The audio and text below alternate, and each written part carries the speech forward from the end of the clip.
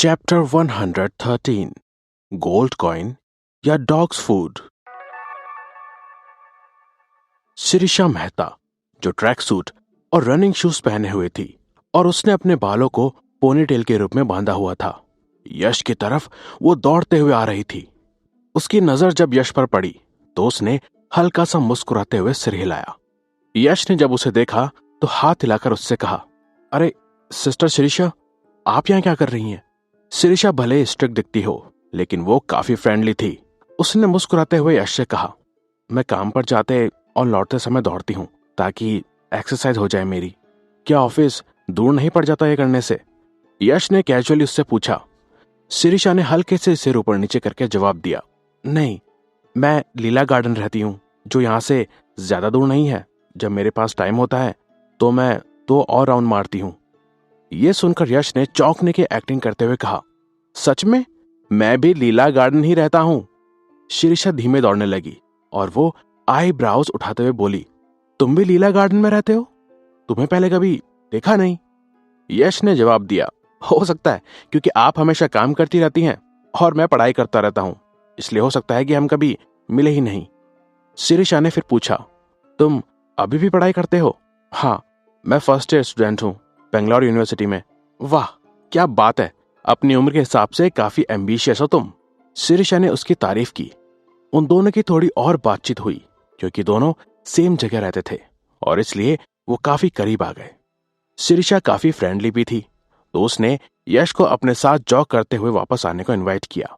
यश को लगा कि उसने भी बहुत दिनों से एक्सरसाइज नहीं की थी तो वो भी जॉग करके शिरीषा के साथ वापस जाने को तैयार हो गया।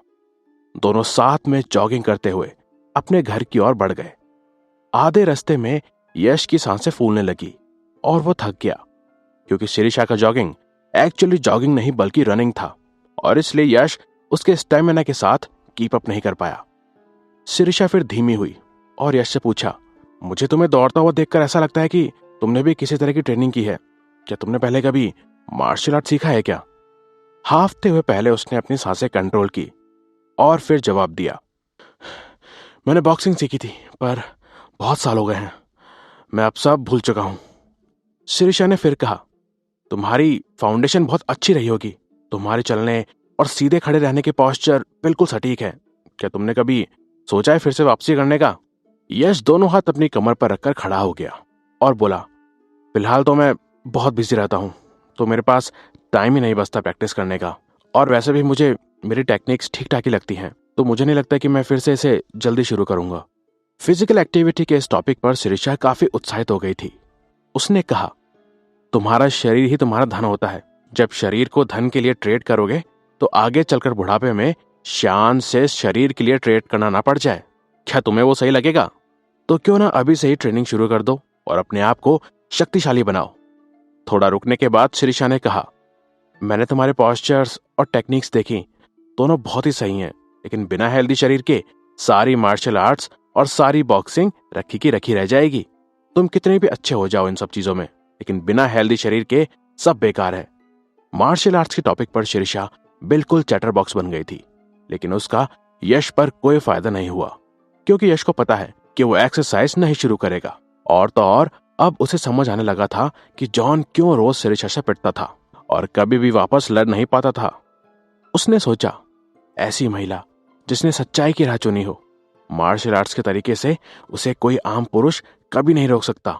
जैसे ही शिरीषा को पता चला कि यश मार्शल आर्ट्स और बॉक्सिंग पहले ही सीख चुका है तो वो अपने स्ट्रिक्ट एक्सप्रेशन को कायम रखते हुए बिना रुके बोलती चली गई। यश के यूनिट आने पर शिरीषा ने उसे जाने दिया और जाते जाते शिरीषा ने हाथ हिलाकर उसे गुड बाय कहा। इसके बाद यश अपने बेसमेंट में चला गया। वो इरिटेट होकर सोचने लगा, ये बिल्कुल टॉर्चर ही है। भला कौन 5 किलोमीटर बिना रुके दौड़ता है भाई? यश का स्टेमिना वैसे तो आम लोगों से अच्छा ही था, लेकिन शिरीषा के सामने वो कुछ भी नहीं था। शिरीषा बाहर से दिखने में जितनी खूबसूरत थी, अंदर से उतनी ही ज्यादा शक्तिशाली भी थी। उस रात इतनी एक्सरसाइज करने के बाद वो तुरंत ही सोने चला गया और उसे नींद भी तुरंत आ गई। लगभग रात में 1 बजे एक चमकदार आंखों का जोड़ा विला के एक कोने में खुलता हुआ प्रतीत हुआ। वो आंखों का जोड़ा चीकू का था। चीकू ने आसपास घबराते हुए देखा और फिर उसने एक बैग लिया और धीमे पांव से स्विमिंग पूल की ओर चल दिया। स्विमिंग पूल के पास आकर उसने अपने हाथ में छिपाया हुआ एक चिप्स का पैकेट निकाला और स्विमिंग पूल में फेंक दिया। बस कुछ ही देर में स्विमिंग पूल जैसे सोने की तरह चमकने लगा। चारों ओर का नजारा जैसे उसकी रोशनी से जगमग हो उठा और जिसका इंतजार भागते भागते आए चुक और चीकू को बेसब्री से था, वही हुआ। पूल जेटी उस जगमगाते स्विमिंग पूल के ऊपर आ खड़ा हुआ।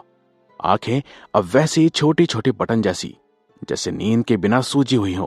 पूल जेटी ने बड़ी मुश्किल से सामने खड़े अपराधी यानी चीकू को देखने की कोशिश की, जो अब वो चिप्स का पैकेट डालकर बस चुपचाप उसके सामने ही खड़ा था। ध्यान से देखने पर पूल जेटी ने आखिर उसे पहचान ही लिया और फिर पूल जेटी बोला, अच्छा, तो ये आप हैं जनाब चीकू। लेकिन क्या इस वक्त तुम्हें सोया हुआ नहीं होना चाहिए था? और ये इतनी रात गए पूल में आकर कचरा डालने का क्या कारण है भला?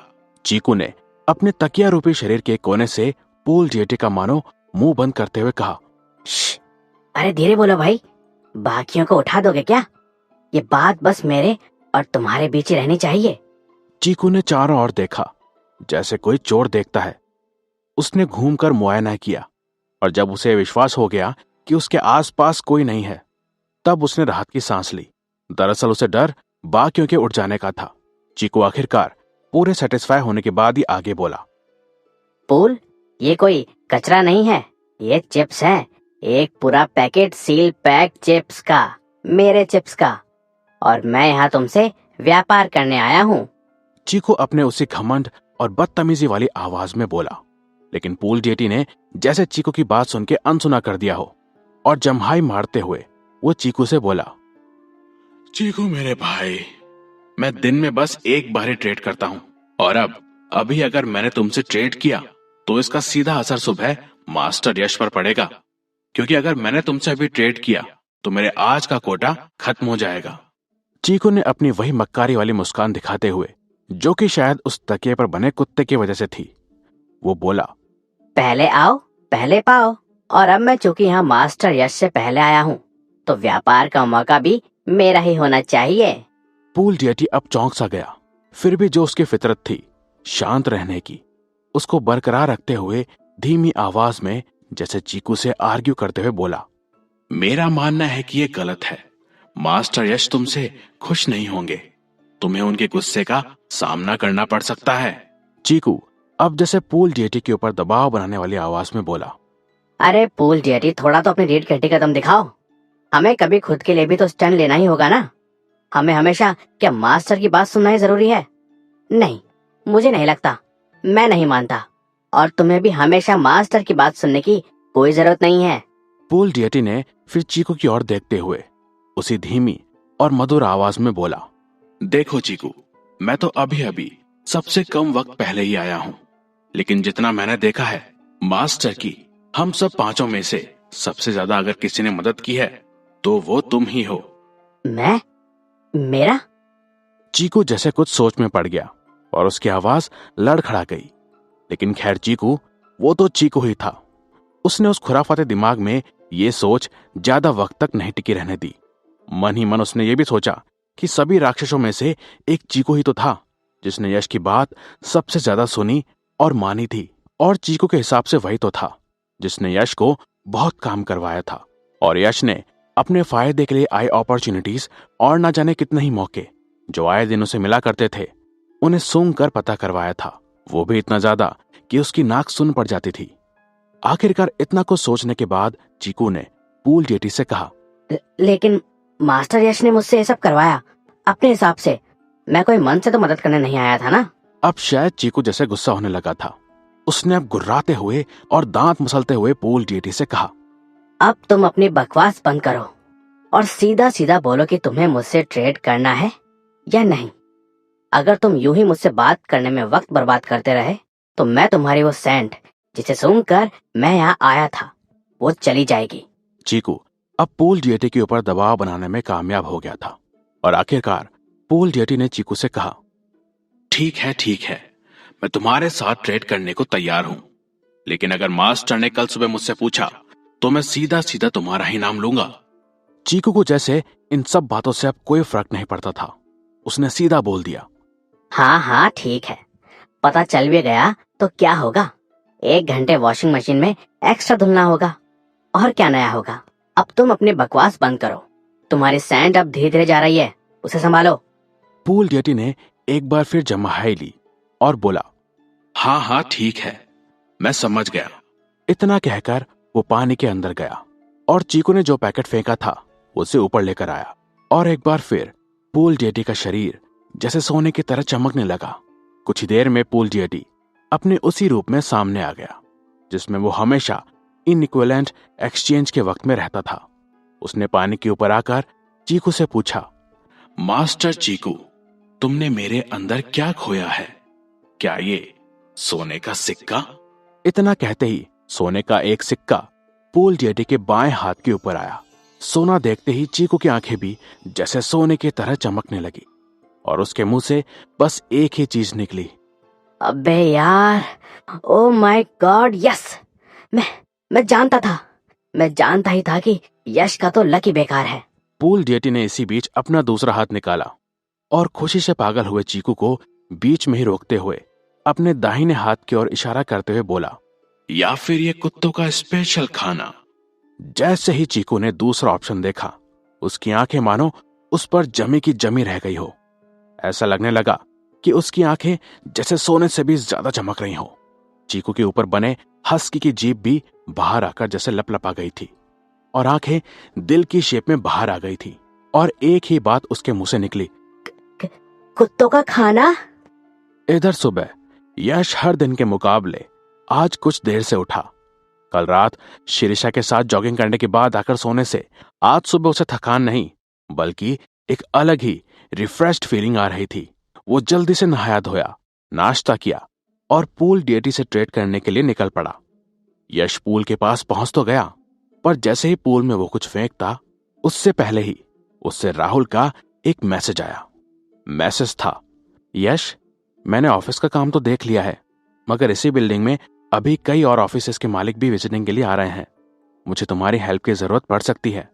यश मैसेज पढ़कर थोड़ा चौंक गया और उसने तुरंत रिप्लाई किया, राहुल, तुम उन्हें कुछ देर संभालो, मैं बस 15 मिनट में आया। यश ने अपनी घड़ी की ओर नजर डाली और उसे अंदाजा लग गया कि अभी उसके पास पूल डेटी के साथ डील करने का कोई वक्त नहीं है। यही सोचते सोचते यश अपने वर्चुअल स्पेस से बाहर निकला और ऑफिस की तरफ निकल पड़ा।